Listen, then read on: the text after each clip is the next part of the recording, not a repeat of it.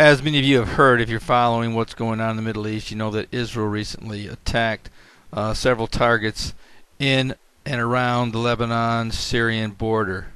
And with that, of course, came Syria's warning that they had the option of retaliation and that it would be a surprise, and Iran echoed that with its ally. In fact, right at this very moment, Iran is meeting with Syrian officials in Damascus. In fact, if you are a member of my website and have signed up for alerts, you know I sent you a CPR alert, news alert today. It said Iran's Supreme National Security Council Secretary Saeed Jahali, I guess that's how you pronounce it, led a high-ranking delegation that arrived in Damascus on February 2nd to meet with Syrian officials. El-Alam TV reported. For Iran, the impending collapse of the Bashar al-Assad regime in Damascus represents a massive geopolitical event, and in the words of Ali Akbar Valiente, Supreme Leader Ayatollah al-Khamenei, top international affairs advisor, it's a red line. Now, most analysts believe that this meeting only means that they are extremely worried that the al-Assad regime is in deep trouble and could, and eventually, I believe that they will fall.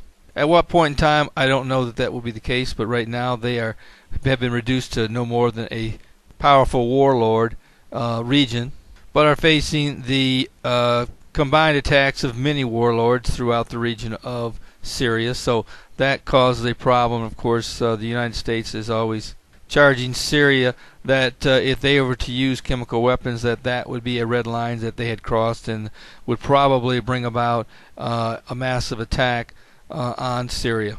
So for the most part, limited, if any at all, chemical weapons have been used. There have been some reports that chemical weapons may have been used, but not in any great quantity. As you know, Syria has publicly accused Israel of striking a scientific research center in northwest Damascus, but the bottom line is that Israel actually hit a number of different targets, and that the U.S. has given Israel the okay in order to do this. And according to a Time article, it says that according to a Time report, Israel is not only concerned about unconventional weapons falling into the hands of Hezbollah in Lebanon, but that Jerusalem and Washington are also concerned with weapons falling into the hands of terrorist elements among the Syrian opposition forces, many of them linked to Al-Qaeda. Time quoted one Western intelligence official as saying that the U.S. was prepared to carry out similar strikes in the Aleppo area if opposition forces threatened to take hold of sites believed to contain weapons of mass destruction in the region. U.S. Secretary of Defense Leon Panetta told AFP on Friday that Washington was growing increasingly concerned that as the situation in Syria deteriorates, the likelihood that weapons could fall into the hands of Hezbollah terrorists was growing.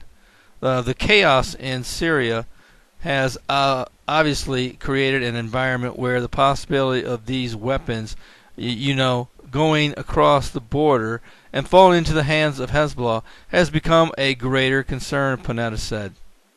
Panetta did not confirm the details of the alleged Israeli strike in Syria, but he stated that the United States supports whatever steps are taken to make sure that these weapons don't fall into the hands of terrorists.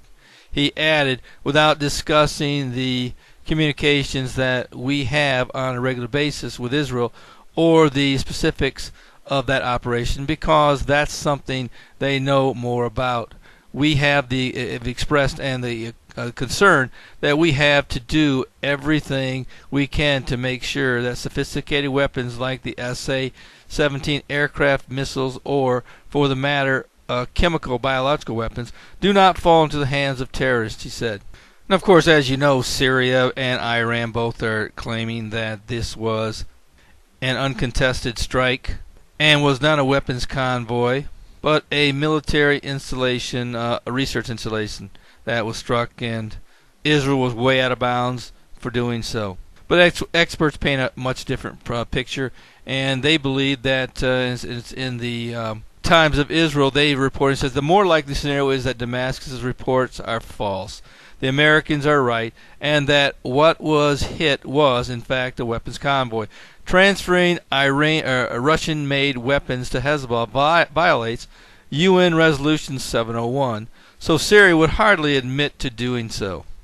It makes both Syria and Russia look bad, and more importantly, jeopardizes the flow of arms from Russia to Syria.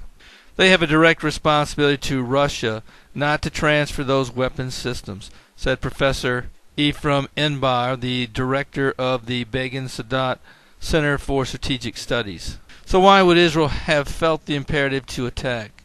If, as some reports claim, the convoy was carrying SA-17 Russian-made anti-aircraft missiles from Syria to the Hezbollah-dominated town of Nabishik, these are not exactly game-changing weapons, but they make our life much more difficult. Major General Professor Ishaq Ben Israel told Israel Radio Thursday. The surface-to-air missiles would have the capacity to close off large swaths of Lebanon's sky to Israeli planes and drones. This would partially shut the eyes of Israel's intelligence-gathering apparatus.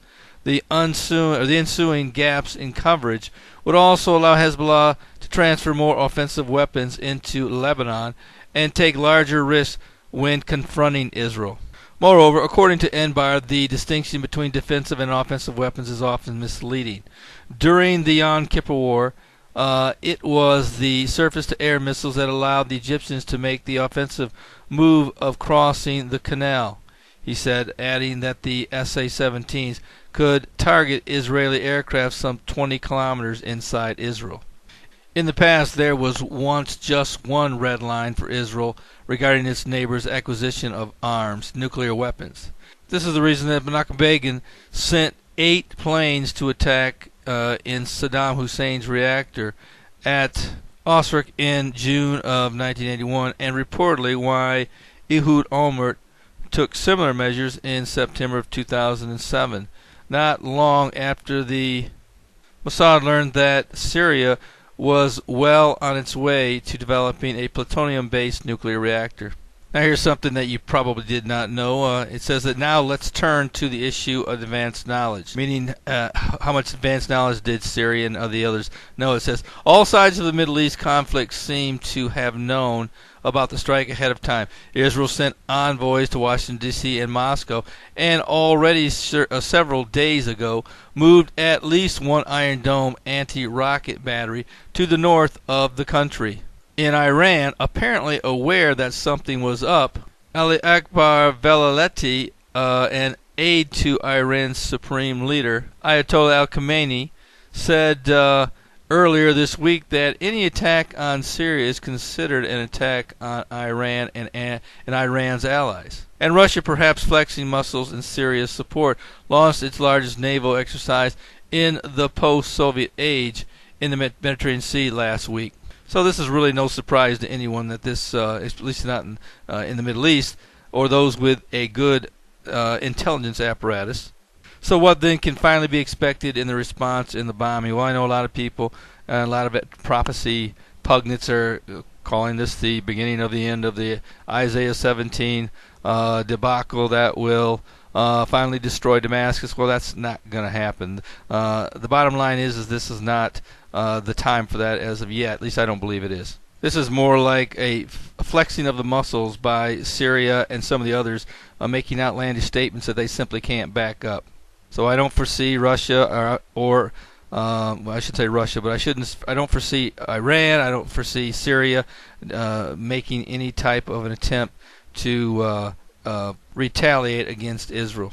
They're simply trying to cover their tracks on something that they know should not have happened, such as the transfer of valuable weapons into the hands of a terrorist group. And all this rhetoric is just one more attempt to try to divert attention from what the real truth is.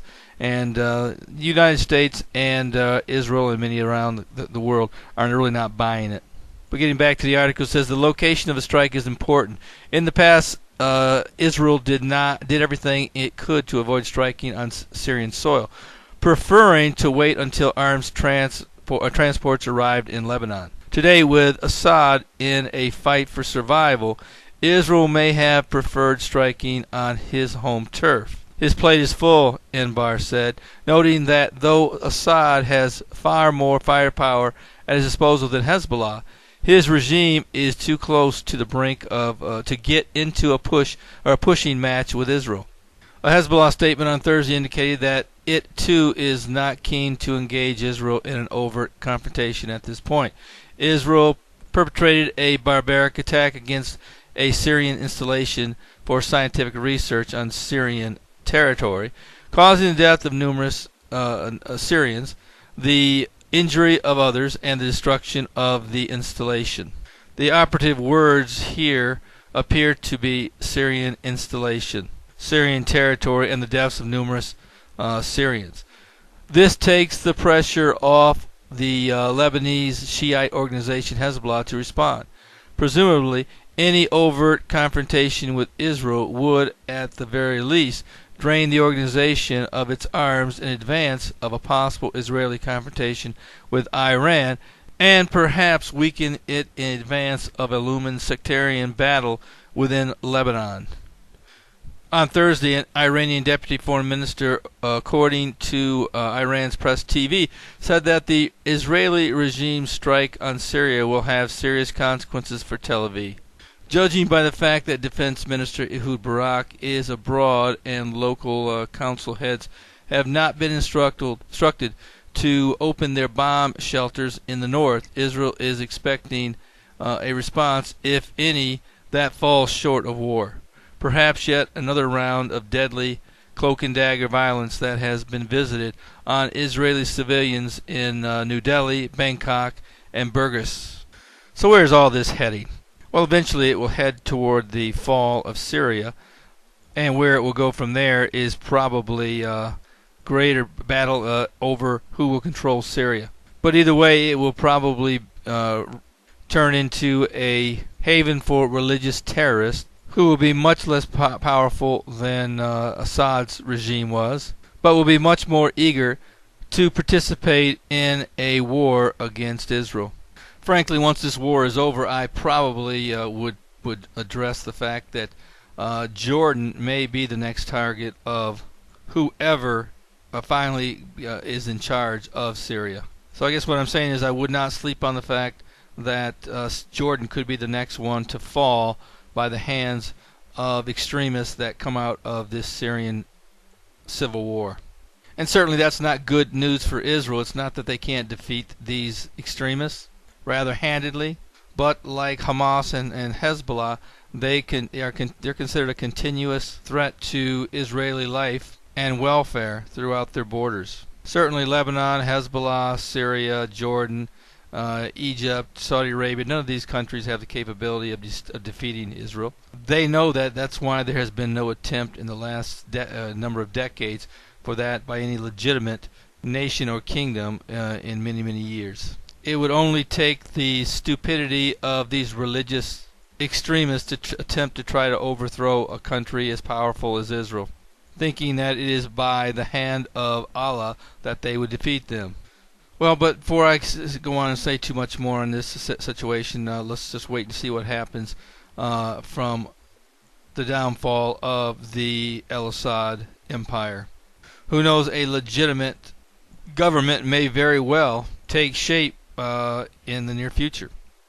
But as I've said many times, I do not foresee a concerted attack by Israel's neighbors against them, at least not on this side of the rapture of the church. It should be taken into consideration that it would take a very sophisticated and calculating plan of attack in order for it to be successful. Just rushing the shore or the borders of Israel with tens of thousands or hundreds of thousands of willing terrorists attempting to overthrow Israel's military by sheer numbers simply won't work. It didn't work back in 73, and when Egypt and Jordan and some of the other countries that surrounded Israel tried it, which had very sophisticated at the time militaries. And it certainly won't happen today with some of the less than sophisticated military personnel that would be attacking from the north.